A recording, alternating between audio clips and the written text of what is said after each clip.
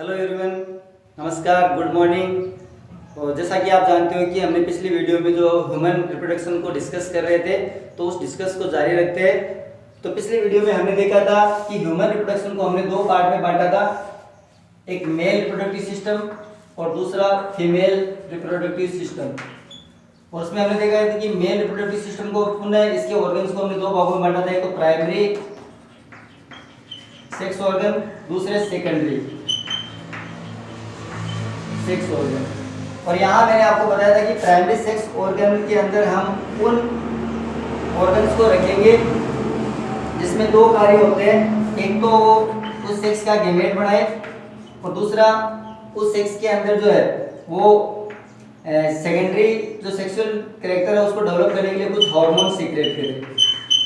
और वहाँ हमने देखा था कि ये दोनों कार्य जो है वो मेल के अंदर करता है टेस्टिस, जो गैमेट के रूप में स्पर्म बढ़ाता है, और हार्मोन के रूप में जो टेस्टोस्टेरोन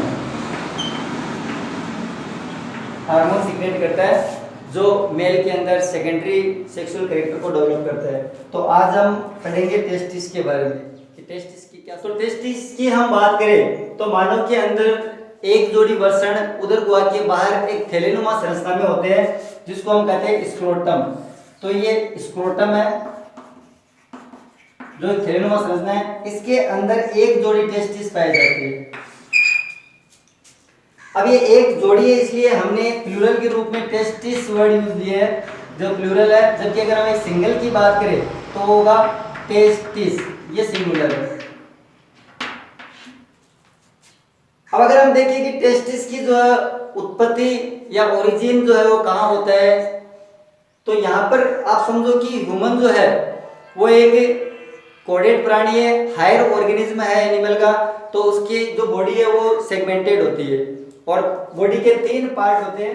तो ह्यूमन जो बॉडी है वो सेगमेंटेड होती है और इसके तीन पार्ट होते हैं। सबसे ऊपरी पार्ट को हम कहते हैं हेड, और मध्य का जो भाग होता है इसको कहते हैं थोरैक्स, और नीचे का जो पार्ट होता है इसको कहते हैं एब्डोमेन।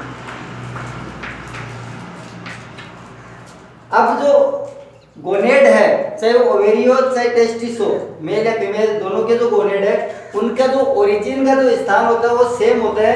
उनकी जो ओरिजिन होती है वो हमारी एब्डोमिनल जो कैविटी है, इसकी जो लोअर कैविटी है जिसको हम कहते हैं पेल्विस ब्रिम, इस लोअर एब्डोमिनल कैविटी के ऊपर यहाँ गोनेड डेवलप होते हैं। चाहे मेल हो या फीमेल, दोनों में जो गोनेड का डेवलपमेंट है वो यही होता है, यानी टेस्टिस भी यही बनता है और ओवेरी भी यही बनता है। अब यहाँ मैं आपको बता दूं कि अगर मान लो जो एम्ब्रियो डेवलप हो रहा है, जो फीटस डेवलप हो रहा है, वो अगर मेल है तो इसमें 2 महीने के बाद में एक हार्मोन सीक्रेट होता है जिसको हम कहते हैं टेस्टोस्टेरोन।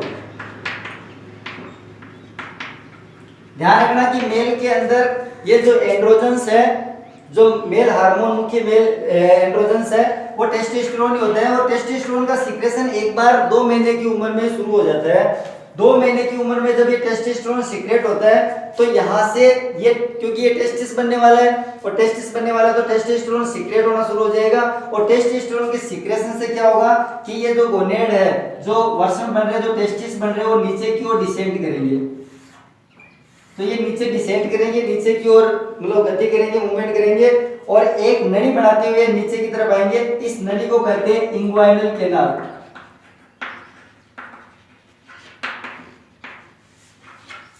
इस नली को खोदते हुए ये नीचे की तरफ आते हैं, नीचे की तरफ आकर एक थैलेनुमा संरचना के अंदर आ जाते हैं। इस थैलेनुमा संरचना को हम कहते हैं स्क्रोटम। इसी को हम कह रहे हैं स्क्रोटम या वृषण कोश। तो ये हो गया आपका स्क्रोटम या वृषण कोश। तो एक चीज यहाँ पर आपको क्लियर होगी कि दोनों प्रकार के जो गोनेड है, चाहे मेल का हो चाहे फीमेल का, चाहे ओवेरी या टेस्टिस, दोनों का जो ओरिजिन है वो पेल्विस ब्रेम जो लोअर एब्डोमिनल कैविटी है उसके अंदर होता है। और उसके बाद में अगर ये मेल है तो 2 मंथ की उम्र में टेस्टोस्टेरोन सीक्रेट होता है, जिसके कारण एक नली बनती है। उस नली से होते हुए ये जो है दोनों गोनेड जो दोनों टेस्टिस जो है वो नीचे की तरफ एक एब्डोमिनल कैविटी के बाहर उधर गोआ के बाहर एक थैलेनुमा संरचना में आ जाते हैं, जिसको हम कहते हैं स्क्रोटम या वसड़ कोष। और यहाँ पर एक बात और ध्यान रखना कि ये जो डिसेंडिंग है, जो वर्षणों का बाहर की तरफ जो आना है वो 2 महीने से शुरू होता है और 7वें मंथ के एंड तक चलता है, यानी 7वें महीने के एंड तक जो दोनों टेस्टिस जो बाहर आ जाते हैं फीटस अवस्था के दौरान। अब हमने देख लिया कि ये टेस्टिस जो वो नीचे डिसेंड करके और दूसरे महीने से 7वें महीने के बीच में ये नीचे एक थैलेनुमा संरचना में आ जाते हैं। और इस दौरान एक ये जो यहाँ पर नली बनती है इसको हम कहते हैं इंग्वाइनल कैनाल। तो जब ये टेस्टिस आते हैं तो इस इंग्वाइनल कैनाल के अंदर और कौन कौन से जो है स्ट्रक्चर या संरचनाएं जो साथ साथ में आती है तो उसके बारे में देखो। सबसे पहली जो संरचना इसके साथ में आती है वो आती है टेस्टिस की मेजेंट्री। तो यहाँ पर 1 नंबर पे आएगी मेजेंट्री। और आपको बता दूं कि टेस्टिस की जो मेजेंट्री होती है उसको हम मेजोर्कियम कहते हैं।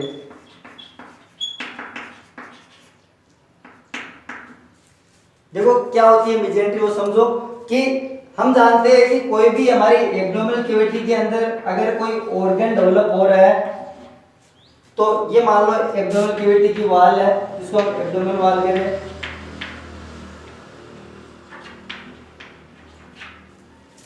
और इसके अंदर कोई ऑर्गन डेवलप हो रहा है तो जब ये ऑर्गन डेवलप होता है तो यहाँ पर एक मेम्ब्रेनस कवरिंग होगी जो हमारी एब्डोमिनल कैविटी के अंदर होगी। इसको हम मेम्ब्रेनस या झिल्लीमय आवरण कहेंगे। तो ये हो गया मेम्ब्रेनस कवरिंग। और ये मेम्ब्रेनस कवरिंग जो है वो आगे आके और इस ऑर्गन को भी अपने साथ में ढकेगी। और जहां ये ढकती है तो इस स्थान को हम कहते हैं मेजेंट्री। और अगर ये ऑर्गन जो है वो टेस्टिस है तो इसकी जो मेजेंट्री होगी उसको हम कहेंगे मेजोर्कियम। तो ये मेजोर्कियम जो है ये भी इस इंग्वाइनल कैनाल से होती हुई स्क्रोटम में आती है। दूसरी जो संरचना साथ में आएगी वो होगी टेस्टिकुलर ब्लड वेसल्स, यानी रक्तवाहिनी भी आएगी जो यहाँ तक न्यूट्रिशंस जो ब्लड के साथ में लेके आएगी टेस्टिस तक। तीसरी जो संरचना आएगी वो होगी टेस्टिकुलर लिम्फेटिक। चौथी जो संरचना आएगी वो कुछ कनेक्टिव टिश्यू भी आएंगे।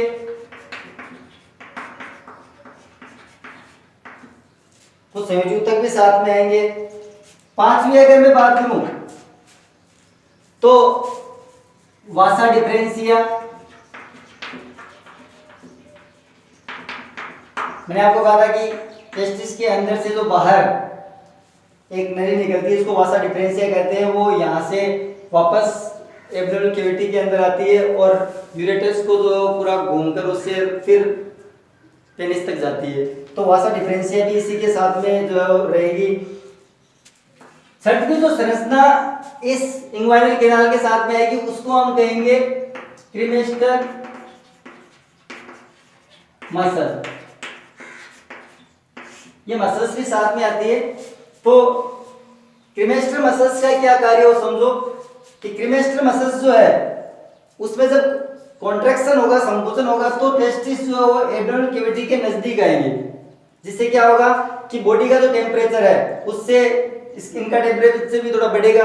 और अगर मान लो बॉडी का टेम्परेचर ज्यादा है इनका थोड़ा कम है तो इनको कम करना है इनका, तो ये क्या करेगी क्रीमेस्टर मसल्स जो वो रिलैक्सन करेगी। और रिलैक्सन यानी शीतलन से जो ये टेस्टिस जो बॉडी से थोड़े दूर हो जाते हैं। तो कहने का मतलब है कि टेस्टिस के अंदर जब इफेक्टिव स्पर्मेटोजेनेसिस जो होगा तो उसके लिए जो इनका टेम्परेचर बॉडी टेम्परेचर से 2 से 2.5 डिग्री सेंटीग्रेड कम होता है, उस पर इफेक्टिव स्पर्मेटोजेनेसिस की क्रिया होती है। तो इसके लिए जो क्रीमेस्टर मसल्स है वो कभी कभी बाहरी वातावरण का टेम्परेचर मान लो बहुत कम हो रहा है, सर्दियां है तो उस दौरान जो क्रीमेस्टर मसल्स जो थोड़ी कॉन्ट्रैक्शन करेगी, जिससे टेस्टिस जो बॉडी के टच में आएगा, एब्डोमिनल कैविटी के टच में आएगा, जिससे इनका थोड़ा टेम्परेचर बढ़ जाएगा।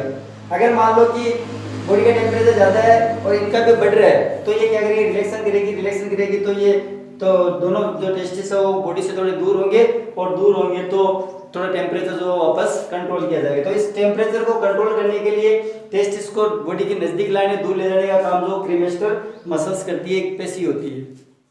अब यदि सपोज करो कि भ्रूणीय अवस्था के दौरान यदि टेस्टिस डिसेंट ही ना करे, यानी टेस्टिस डिसेंट ना करे, इसके दो रीजन हो सकते हैं। पहला रीजन क्या होगा कि कई बार होता है ऐसा कि टेस्टिस डिसेंट नहीं कर पाते, तो इसका पहला रीजन तो होगा एंड्रोजन।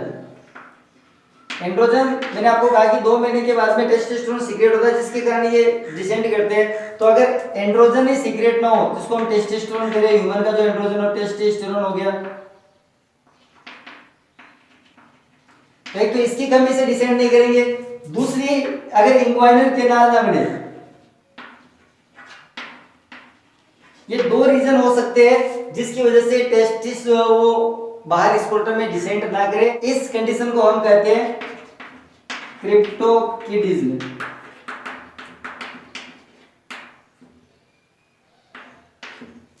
ये अवस्था क्रिप्टोकिडिज्म कहलाएगी, और इसके निदान के लिए यानी हम 2 प्रकार से इसका निदान कर सकते हैं। पहला कि बाहर से टेस्टोस्टेरोन के इंजेक्शन दिए जाएंगे तो उससे जो वो टेस्टिस नीचे आ जाएगा, लेकिन ध्यान रखना कि ये टेस्टोस्टेरोन के द्वारा जो है वो टेस्टिस का डिसेंडिंग हम मैच्योरिटी से पहले कर सकते हैं, आफ्टर मैच्योरिटी नहीं कर सकते। तो उससे पहले पहले टेस्टोस्टेरोन सीक्रेट मतलब जो है इसके इंजेक्शन देके जो ये वाली कंडीशन दूर की जा सकती है। और अगर मान लो इंग्वाइनल कैनाल में बन रही है तो फिर एक सर्जरी की जाती है जिसको आर्कियोपॉक्सी कहते हैं।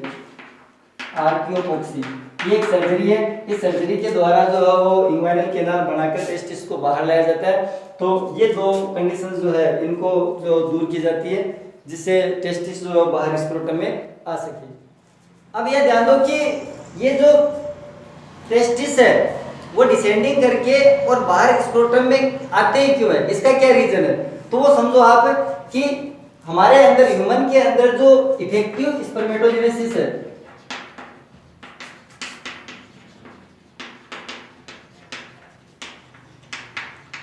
इफेक्टिव स्पर्मेटोजेनेसिस का मतलब है कि शुक्राणु जन्म की जो क्रिया है वो सही ढंग से हमारी बॉडी टेम्परेचर से 2 से 2.5 डिग्री सेंटीग्रेड कम पर होती है। तो लेस देन 2 से 2.5 डिग्री सेंटीग्रेड बॉडी टेम्परेचर। तो हम जानते हैं कि हमारी बॉडी का टेम्परेचर होता है 37 डिग्री सेंटीग्रेड, और अगर 37 डिग्री सेंटीग्रेड है तो इफेक्टिव स्पर्मेटोजेनेसिस की क्रिया होगी 34.5 से लेकर और 35 डिग्री सेंटीग्रेड, 2 से 2.5 डिग्री सेंटीग्रेड। तो इस वजह से जो ये बाहर आते हैं। अब ये बाहर जो स्क्रोटम में आ रहे हैं तो कुछ तो अडेप्टेशन स्क्रोटम के भी होंगे जो इस टेम्परेचर को मेंटेन करेंगे। मैं आपको बता दूं कि टेम्परेचर जो है एनवायरनमेंट का टेम्परेचर भी मेंटेन नहीं होता, फिक्स नहीं होता, और हमारी बॉडी का फिक्स 37 डिग्री सेंटीग्रेड है। तो ऐसे क्या एडेप्टेशन है जिसकी वजह से जो है वो ये जो टेस्टिस है उनके अंदर का जो टेम्परेचर है वो बराबर, मतलब ये 34.5 से 35 डिग्री सेंटीग्रेड ही बना रहे। इसके लिए क्या क्या एडेप्टेशन होते हैं वो समझो आप। तो सबसे पहला एडेप्टेशन तो ये है कि जो स्क्रोटम की जो वॉल है, जो बाहरी जो लेयर है, इसके अंदर एक सबक्यूटेनियस मसल्स पाई जाती है।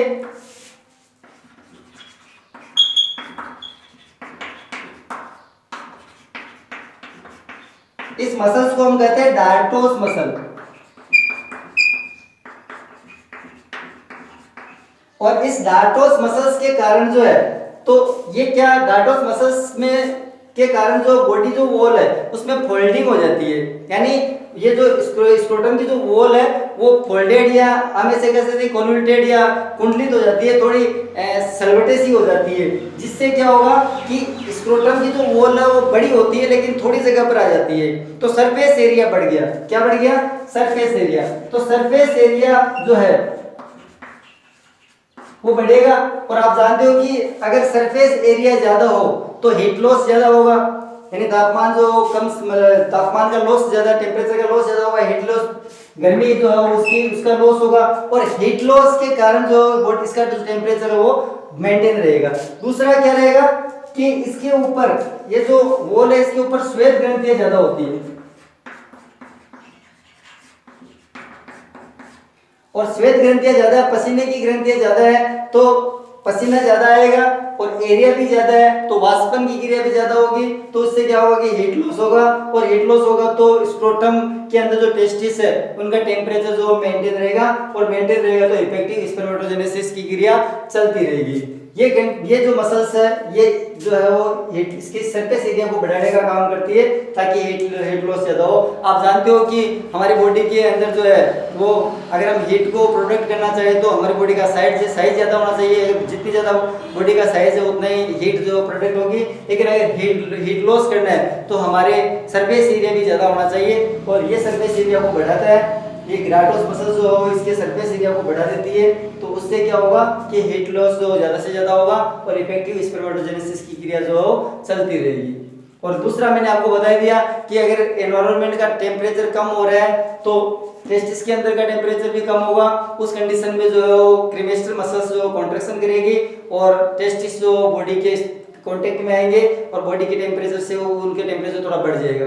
अगर बाहर टेम्परेचर ज्यादा है तो ये बॉडी के टेम्परेचर से जो है बॉडी का टेम्परेचर ज्यादा हो रहा है और उनका भी ज्यादा हो रहा है, तो बाहर एनवायरनमेंट का भी अगर ज्यादा है तो क्या होगा, क्रीमेस्टर मसल्स जो है वो रिलैक्सन करेगी, और रिलैक्सन करेगी तो बाहर यानी कि टेस्टिस जो बॉडी से थोड़े दूर होंगे और टेम्परेचर जो मेंटेन किया जाएगा। तो इस तरीके से जो है ये क्वेश्चन जो एग्जाम में पूछा जाता है कि टेस्टिस या वर्षण जो होते हैं उधर के बाहर या एब्डोमिनल कैविटी के बाहर क्यों होते हैं, तो इसकी वजह ये होती है कि इफेक्टिव स्पर्मेटोजेनेसिस जो बॉडी टेम्परेचर से 2 से 2.5 डिग्री सेंटीग्रेड कम तापमान में होते हैं, इसलिए ये जो है वो डिसेंडिंग करके जो है वो बाहर एक खिलनुमा संरचना में आ जाते हैं जिसको हम स्क्रोटम कहते हैं।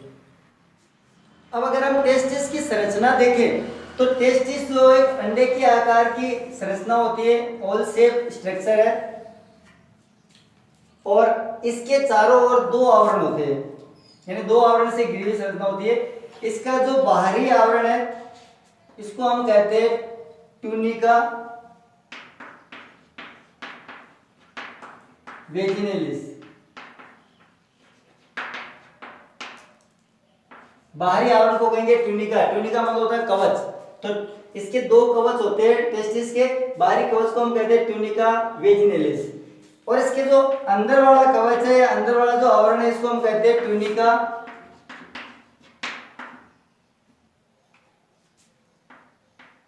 एल्ब्यूजिनिया। अब अगर मैं इस ट्यूनिका एल्ब्यूजिनिया की बात करूं तो ये एक टफ कनेक्टिव टिश्यू का बना हुआ है,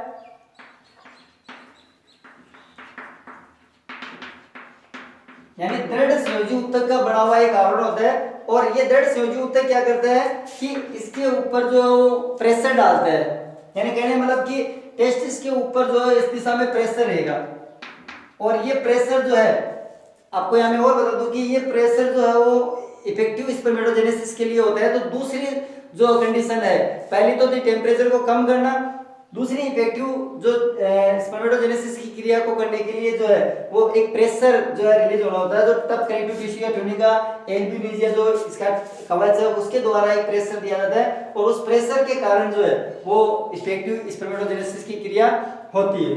अब ध्यान दो कि ट्यूनिका एल्ब्यूजिनिया जो है वो एक्सटेंशन करती है, जगह जगह पर अतिवर्धियां करेगी, और इन अतिवर्धियों से एक्सटेंशन के कारण जो है वो टेस्टिस के अंदर सेप्टा बन जाएंगे। क्या बन जाएंगे? सेप्टा, कुछ पट बन जाएंगे, और इन पट के बनने के कारण जो है ये जो टेस्टिस है वो लोब में बदल जाता है। तो ये जो है वो बहुत सारे इसके अंदर लोब बन जाते हैं जिनको पालियां कहते हैं, और लगभग 200 से 400 पालियां बन जाती है। तो ट्यूनिका एल्ब्यूजिनिया के एक्सटेंशन के कारण सेप्टा बने, सेप्टा बनने के कारण जो टेस्टिस है वो पालियों में बदल गया, और पालियां जो लगभग इसके अंदर 200 से 400 पालियां हो जाती है। अब ध्यान दो कि ये जो प्रत्येक पाली है, इस प्रत्येक पाली के अंदर कर्व ट्यूब्यूल्स पाई जाती है, और ये जो कर्व, यह मान लो एक पाली है, इस पाली के अंदर ऐसे कर्व ट्यूब्यूल्स होंगे और इन कर्व ट्यूब्यूल्स को जो है हम कहेंगे सेमिफेरस ट्यूब्यूल्स।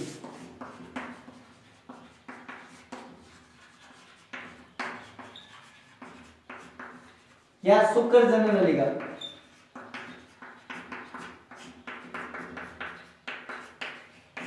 आपको बता दूं कि यही वो नलिकाएं हैं जो एक पाली के अंदर लगभग 3 से लेकर 10 तक पाई जाती है और इन 3 से 10 तक जो नलियां है, छोटी छोटी शुक्र जनन नलियां, इन्हीं के अंदर स्पर्मेटोजेनेसिस की क्रिया होती है और इस क्रिया से मेल गेमेट या जिसको हम स्पर्म कहते हैं उनका निर्माण होता है। तो इन नलिकाओं के अंदर होगा।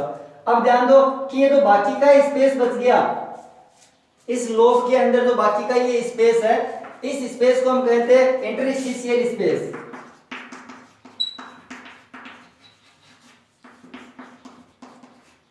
और इस इंटरस्टिशियल स्पेस के अंदर कुछ सेल्स पाई जाएगी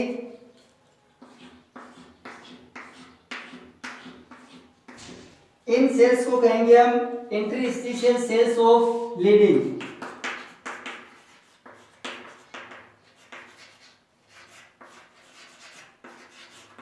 सेल्स ऑफ लीडिंग, इनको अंतराली कोशिकाएं भी कहते हैं और यही वो कोशिकाएं हैं जो टेस्टोस्टेरोन सीक्रेट करती है।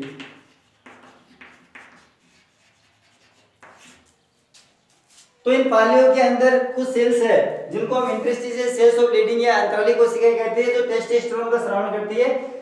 जो मेल एंड्रोजन है, मेल का जो मुख्य एंड्रोजन है टेस्टोस्टेरोन ही होता है। तो ये स्ट्रक्चर है। इसके अलावा कुछ और सेल्स इस इंटरस्टिशियल स्पेस में पाई जाएगी, इनको हम इम्यूनोकॉम्पिटेंट सेल्स कहेंगे।